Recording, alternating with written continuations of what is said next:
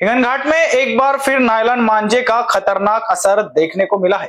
प्रशासन की सख्त पाबंदी के बावजूद कुछ लापरवाह पतंगबाज अब भी इस जानलेवा मांझे का इस्तेमाल कर रहे हैं।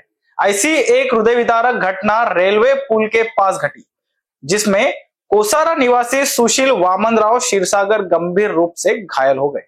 अस्पताल के काम से हिंगनघाट आते समय अचानक पतंग का मांझा उनके गले में लिपट गया।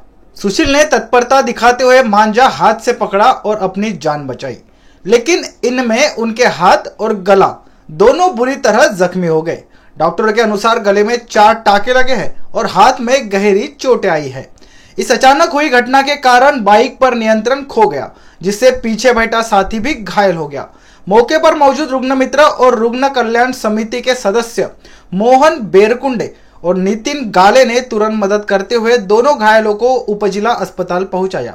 फिलहाल उनका इलाज जारी है और हालात स्थिर बताई जा रही है। यह घटना केवल एक व्यक्ति के घायल होने की नहीं, बल्कि समाज के लिए एक गंभीर चेतावनी है। कुछ सेकंड का रोमांच और दिखावा किसी की पूरी जिंदगी बदल सकता है। नायलॉन मांझे पर प्रशासन ने प्रतिबंध लगाया है, लेकिन असली जिम्मेदारी नागरिकों की है कि वे समझदारी और संवेदनशीलता से व्यवहार करें। याद रखें, एक का थ्रिल किसी दूसरे की जान भी ले सकता है। माझं पूर्ण नाव आहे निखिल वामन क्षीरसागर। मी कोसारा माझी सासूरवाडी आहे, तिथं मी आलो होतो। तर तिथून आपलं हिंगणघाटसाठी दवाखान्यामध्ये आलो होतो। तर तिथून येता येता माझ्या हिंगणघाट पुलावर माझ्या गर्दनला गांजा लटकला आहे। आम्ही दोघं जण मी बाईक चालवत होतो, माझ्या मागे एक जण बसून होता। तर माझ्या बाईकला गांजा लटकल्याच्या नंतर मी असा हात झटकला आहे, गर्दनला लावला आहे। तर मला गांजाचं हे दिसलं, तर माझे मांजा तर ते माझी प्रकृती बिघडली। तर माझं बाईक कंट्रोल न होता मी पूर्ण कंट्रोल केली बाईक, परंतु माझं गर्दन आणि हात पूर्णपणे कटला आहे। 4 टाके गर्दनला लागली आहे आणि हात पण पूर्ण कटले आहे, बोटं वगैरे।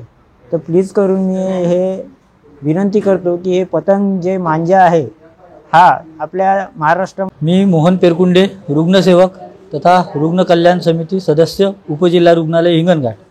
मी आज सकाळी जवळपास 2 वाजताच्या सुमारास उपजिल्हा रुग्णालयात एक पेशंट घेऊन येत असताना मला हिंगणघाट येथील आपले उडान पूल त्यावर 2 युवक तिथे गंभीर जखमी दिसले। त्यांना तात्काळ इथे हॉस्पिटलला घेऊन आलो। तर ते पूर्ण असं पाहण्यात आलं आहे की त्यांचं जे जखम झाली आहे ती जखम मांजामुळे झाली आहे। त्यांच्या गळ्याला इथे 4 टाके पडले आहे आणि जखम खूप गहिरी आहे। त्यानंतर त्यांच्या हाताला पण खूप सारं जखम झाली आहे, 3 बोटं कटले आहे आणि त्यांना डॉक्टरनी सर्जरीची ओपिनियन दिला आहे। तर मी एक असं आवाहन करून सांगतो की जनतेने हा मांजा जो आहे तो वापरू नये आणि जो कोणी पतंग उडवत असेल त्यांनी हे पतंग उडवणं थांबवावे।